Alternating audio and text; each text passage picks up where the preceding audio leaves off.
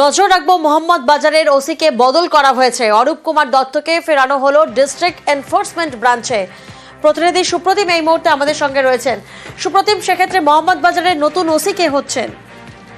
দেখো, বীরভূম জেলা পুলিশের যে অর্ডার কিছুক্ষণ আগে বেরিয়েছে তাতে মোহনবাজার থানার ওসির দায়িত্বে যিনি ছিলেন অরূপ কুমার দত্ত, পাশাপাশি তিনি বীরভূমের ডিইবির ইন্সপেক্টর পদেও ছিলেন, একই দায়িত্বে ছিলেন। তাকে মোহনবাজার থানা থেকে সরিয়ে ডিইবির ইন্সপেক্টর পদে ফিরিয়ে নিয়ে আসা হয়েছে। পাশাপাশি মোহাম্মদবাজারের নতুন ওসি হলেন তপাই বিশ্বাস, যিনি নানুর থানার ওসি এবং রামপুরহাটের ট্রাফিক গার্ড ছিলেন।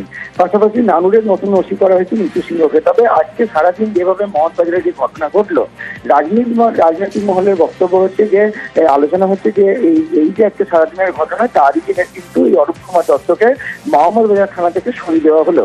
বীরভূম জেলা পুলিশ সূত্রে খবর যে এরকম কোনো কিছু নেই, এটা রুটিন মাফিকই বদলি। বেশ।